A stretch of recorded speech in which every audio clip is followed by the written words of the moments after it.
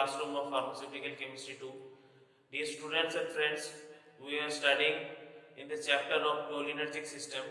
In the last class, we have discussed about the introduction about cholinergic system, cholinergic neurohumoral transmission, और ये second lecture है, that is the continuation of previous lecture.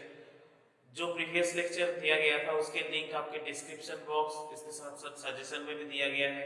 Please आप उसे follow कीजिए, तभी जाके आज के लेक्चर आपको समझ में आएगा.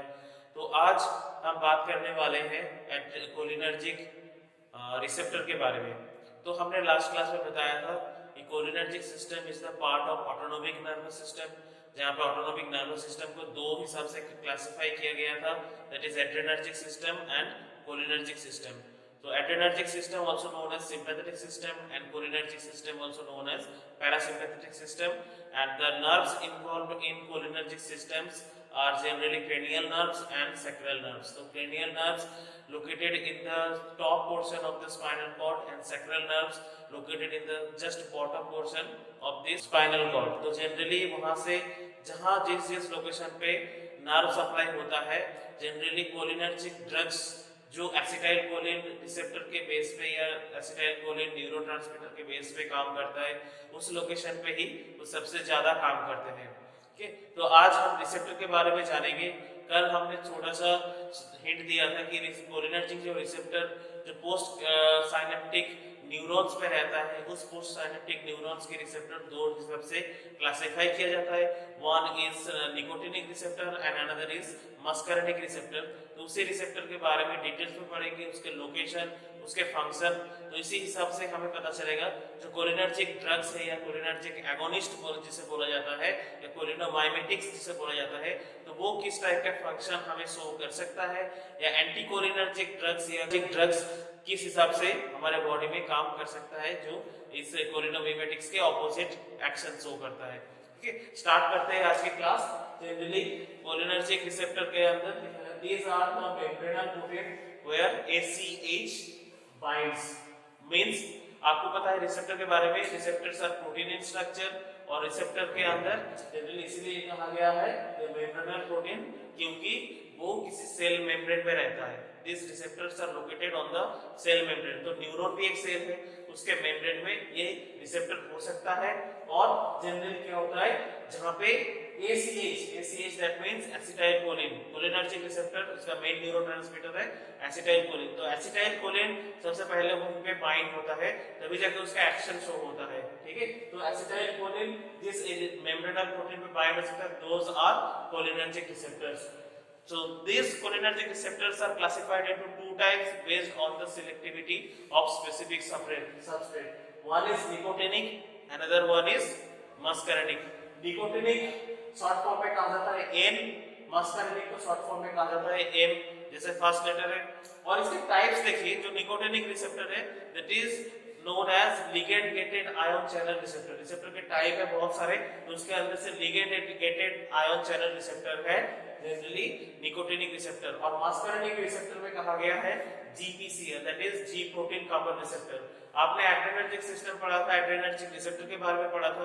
एड्रेनर्जिक रिसेप्टर सारे के सारे G प्रोटीन कपल रिसेप्टर था, लेकिन कोलिनर्जिक रिसेप्टर में generally muscarinic receptor is G protein couple receptor, but the nicotinic receptor is ligand gated ion channel receptor. ये आपको याद रखना है. ठीक है, क्यों GPC क्यों बोला जाता है, क्योंकि जो भी मेम्ब्रेनल प्रोटीन है उसके साथ एक सबस्ट्रेट रहता है इनर सेल पे जिसका नाम है G प्रोटीन. तो G प्रोटीन के साथ रहता है, इसलिए उसका नाम है G protein couple receptor.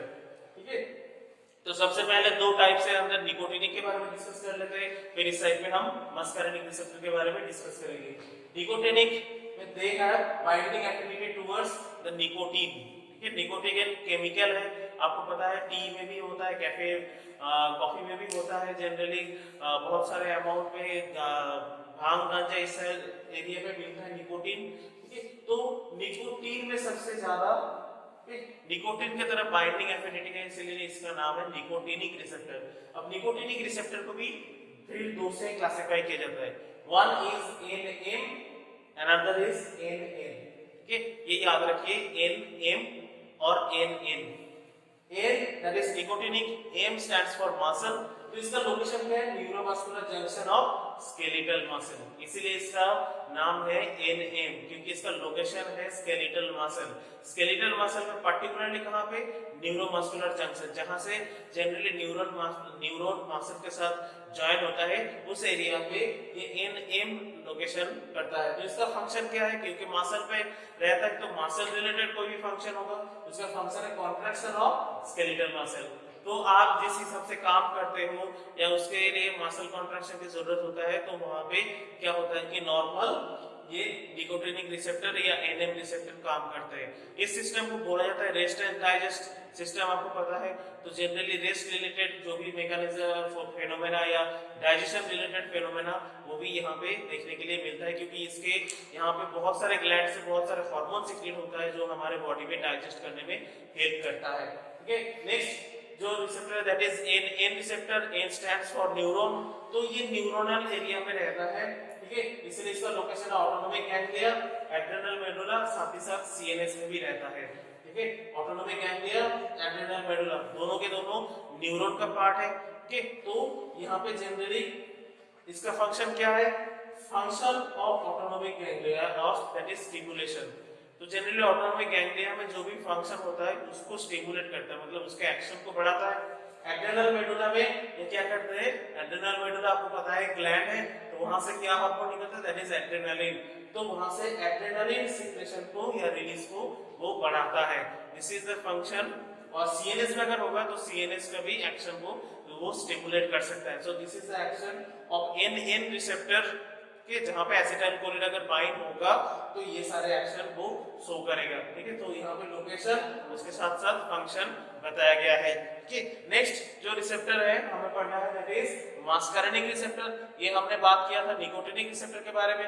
मस्कारेनिक receptor में क्या है, they have specific binding affinity towards muscarine. जैसे यहाँ पे एक कंपाउंड था निकोटीन, ठीक है, तो यहाँ पे एक ऐसे कंपाउंड है मस्कारिन। ओके, तो मस्कारिन की तरफ इसका स्पेसिफिसिटी है, इसीलिए इसका नाम है मस्कारेनिक रिसेप्टर। टाइप्स देख लेते हैं, लोकेशन और फंक्शन, इस हिसाब से टेबुलर फॉर्म में दिया गया है। सबसे पहले टाइप्स, उसके बाद लोकेशन और उसके बाद हमें दिया है फंक्शन। ठीक है, लोकेशन और फंक्शन को बहुत अच्छे तरह से देखना है। टाइप्स हमें बहुत आसानी से याद रह जाएगा। ये 5 टाइप से क्लासिफाइड है, 1 2 3 4 5, सिंपल ऐसे ही।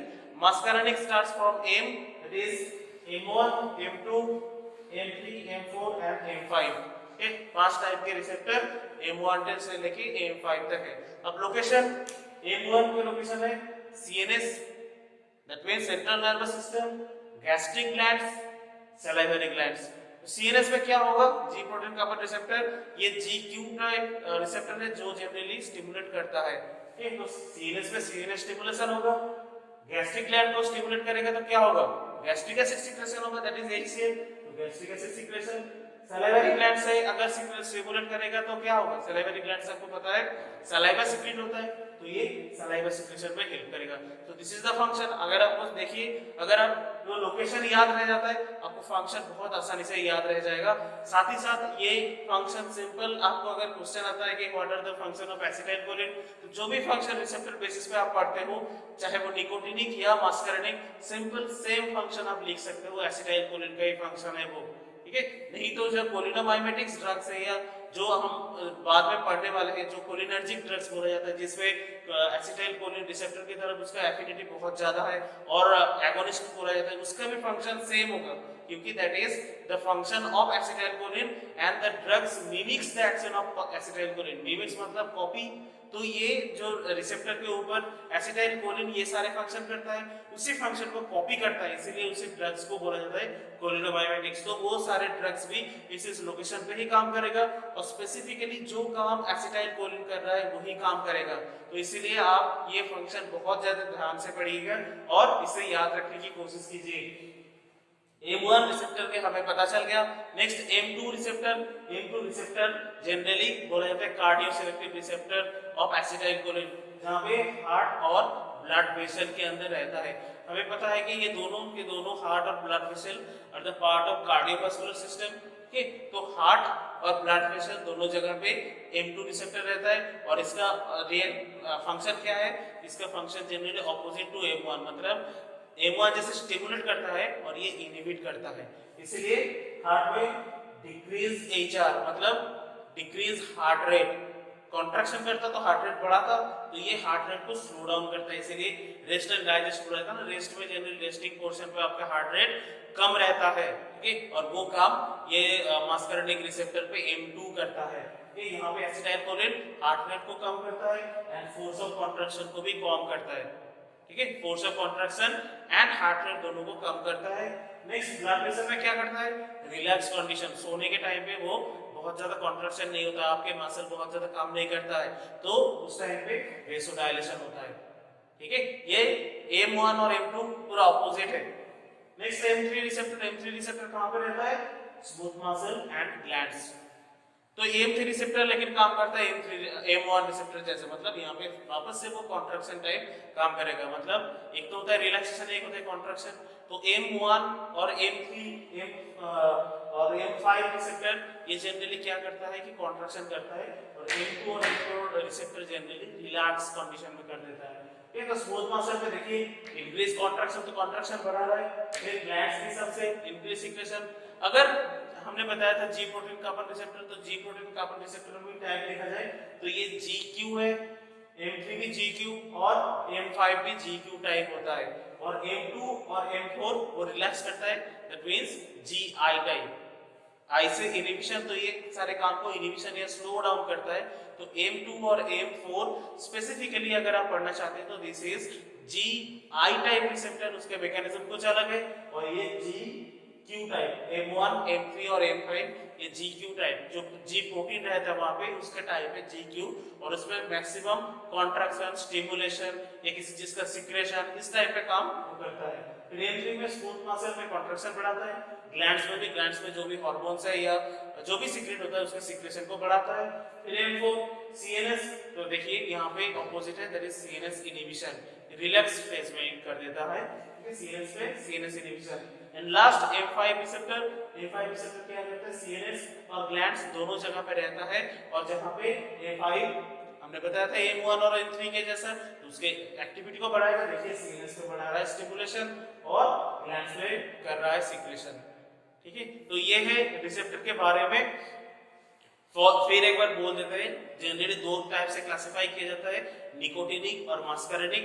Nicotinic is ligand ion channel receptor, muscarinic is G protein couple receptor, ठीक है, लोकेशन या इसके साथ साथ उसके जो भी सबस्ट्रेट स्पेसिफिसिटी है, निकोटिनिक रिसेप्टर पे निकोटीन बाइंड हो सकता है, इसीलिए निकोटिनिक रिसेप्टर, मस्कारेनिक रिसेप्टर पे मस्कारेनिक प्रोटीन है वो बाइंड हो सकता है, इसलिए इसका नाम है मस्कारेनिक। इसमें दो टाइप्स NN और NM, NN जहां पे CNS ऑटोनोमिक गैंग्लिया और एड्रेनल मेडुला में रहता है, साथ ही साथ NM इसके स्केलेटल मसल के न्यूरोमस्कुलर जंक्शन में रहता है, इसका काम दोनों के दोनों बढ़ाता है, मतलब यहाँ पे कॉन्ट्रैक्शन करता है, इसके साथ साथ ये CNS पे स्टिमुलेशन करता है, एड्रेनल ग्लैंड में एड्रेनलिन का सिक्रेशन बढ़ाता है, ऑटोनोमिक गैंग्लिया जहां पे रहता है वहां पे स्टिमुलेशन करता है।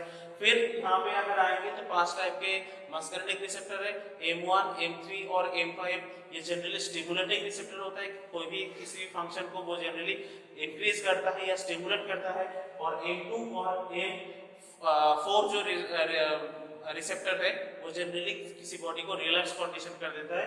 M2 रिसेप्टर इंपॉर्टेंट है क्योंकि वो heart and blood vessel that is cardiovascular system में रहता है, जहां पे वो हार्ट रेट और फोर्स ऑफ कॉन्ट्रैक्शन को कम करता है और वेसोडाइलेशन करता है, ताकि आपकी बॉडी एक रिलैक्स कंडीशन में आ जाए। So thank you friends, hope you enjoyed the lecture, and stay tuned for the next lecture where we will study about the drugs that acts on this cholinergic receptor, जिसे हम कोलिनोमाइमेटिक्स बोलने वाले हैं या cholinergic drugs बोलने वाले हैं। उसके बाद क्लासिफिकेशन के साथ साथ देखेंगे कि कौन से रिसेप्टर पे कौन से ड्रग काम करता है या कैसे भी काम कर सकता है, साथ ही साथ उसके नेक्स्ट हम एंटीकोलिनर्जिक ड्रग्स के बारे में भी पढ़ते रहेंगे। Thank you friends, thank you for sparing your time with me. Have a nice day.